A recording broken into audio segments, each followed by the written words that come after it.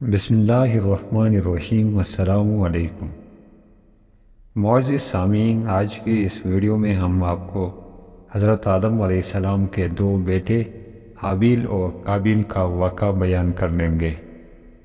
تاریخ کے علماء کا بیان ہے کہ حضرت حوا علیہ السلام کے حمل میں ایک لڑکا اور ایک لڑکی پیدا ہوتے تھے، اور ایک حمل کے لڑکے کا دوسرے حمل کی لڑکی کے ساتھ نکاح کیا جاتا تھا، اور چونکہ انسان صرف حضرت آدم علیہ السلام کی اولاد میں منحصر تھے تو آپس میں نکاح کرنے کے علاوہ اور کوئی صورت ہی نہ تھی۔ اس دستور کے مطابق حضرت آدم علیہ السلام نے قابیل کا نکاح لیویدہ سے، جو حابیل کے ساتھ پیدا ہوئی تھی، اور حابیل کا اکلیمہ سے، جو قابیل کے ساتھ پیدا ہوئی تھی، کرنا چاہا۔ قابیل اس پر راضی نہ ہوا، اور چونکہ اکلیمہ زیادہ خوبصورت تھی اس لیے اس کا طلبگار ہوا۔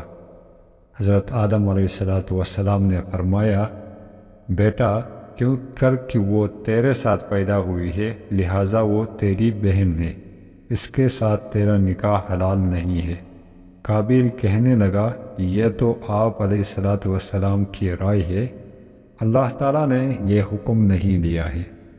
آپ علیہ السلام نے فرمایا، اگر تم یہی سمجھتے ہو تو تم دونوں قربانیاں لاؤ، جس کی قربانی مقبول ہو جائے وہی اکلیمہ کا حقدار ہے۔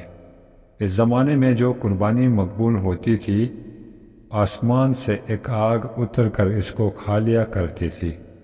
قابیل نے ایک انبار گندم اور حابیل نے ایک بکری قربانی کے لیے پیش کی۔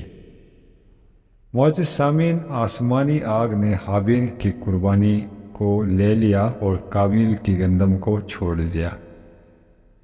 اس پر قابیل کے دل میں بہت بغض اور حسد پیدا ہوا، اور جب حضرت آدم علیہ السلام حج کے لیے مکہ مکرمہ تشریف لے گئے تو قابیل نے حابیل سے کہا کہ میں تجھے قتل کر دوں گا۔ حابیل نے کہا، کیوں؟ تو قابیل نے جواباً کہا، اس لیے کہ تیری قربانی مقبول ہوئی اور میری قبول نہ ہوئی، اور تو اکلیمہ کا مستحق ٹھہرا، اس میں میری ذلت ہے۔ حابیل نے جواب دیا کہ اللہ تعالیٰ صرف ڈرنے والوں کی قربانی مقبول فرماتا ہے۔ حابیل کے اس مقولے کا یہ مطلب ہے کہ قربانی کو قبول کرنا اللہ عزوجل کا کام ہے، وہ متقی لوگوں کی قربانی قبول فرماتا ہے۔ تو متقی ہوتا تو تیری قربانی قبول ہوتی، یہ خود تیرے افعال کا نتیجہ ہے، اس میں میرا کیا قصور ہے؟ اگر تو مجھے قتل کرنے کے لیے میری طرف ہاتھ بڑھائے کہ میں تجھے قتل کرنے کے لیے اپنا ہاتھ تیری طرف نہیں بڑھاؤں گا، کیونکہ میں نہیں چاہتا کہ میری طرف سے ابتدا ہو، حالانکہ میں تجھ سے قوی و توانا ہوں، یہ صرف اس لیے کہ میں اللہ شانہ سے ڈرتا ہوں، اور میں یہ چاہتا ہوں کہ میرا یعنی میرے قتل کا گناہ اور تیرا گناہ جو اس سے پہلے تو نے کیا کہ والد کی نافرمانی کی، حسد کیا اور خدائی فیصلہ کو نہ مانا، یہ دونوں قسم کے گناہ تیرے اوپر ہی پڑ جائیں تو تو دوزخی ہو جائے۔ قابیل تمام گفتگو سننے کے بعد حابیل کو قتل کرنے کے ارادے پر ڈٹا رہا، اور اس کے نفس نے اسے اس ارادے پر راضی کر لیا، چنانچہ قابیل نے حابیل کو کسی طریقے سے قتل کر دیا۔ لیکن پھر حیران ہوا کہ اس لاش کو کیا کرے، کیونکہ اس وقت تک کوئی بھی انسان مرا ہی نہیں تھا۔ مدت تک لاش کو پشت پر لادے پھرتا رہا، پھر جب اسے لاش چھپانے کا کوئی طریقہ سمجھ نہ آیا تو اللہ عزوجل نے ایک کوا بھیجا جو زمین کو کود رہا تھا۔ چنانچہ یوں ہوا کہ دو کوے آپس میں لڑ پڑے، ان میں سے ایک نے دوسرے کو مار ڈالا، پھر زندہ کوے نے اپنی چونچ اور پنجوں سے زمین کو کرید کر گڈھا کھودا، اور اس میں مرے ہوئے کتے کو کوے کو ڈال کر مٹی سے دبا دیا۔ یہ دیکھ کر قابیل کو معلوم ہوا کہ مردے کی لاش کو دفن کرنا چاہیے، چنانچہ اس نے زمین کھود کر اس کو دفن کر دیا۔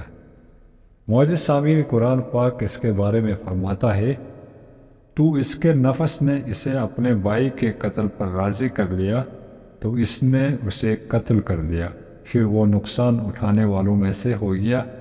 پھر اللہ تعالیٰ نے ایک کوا بھیجا جو زمین کورید رہا تھا تاکہ وہ اسے دکھا دے کہ وہ اپنے بھائی کی لاش کیسے چھپائے۔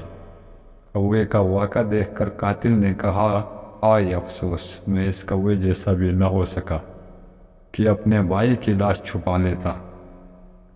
وہ پچھتانے والوں میں سے ہو گیا۔ حابیل اور قابیل کے واقعے سے حاصل ہونے والے اس بات، یہ واقعہ بہت سی عبرتوں اور نصیحتوں پر مشتمل ہے۔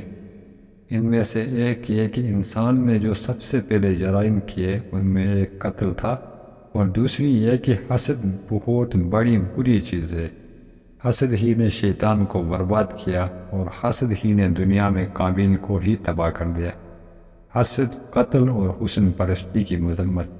اس واقعے سے تین چیزوں کی مذمت بھی ظاہر ہوتی ہے: حسد، قتل اور حسن پرستی۔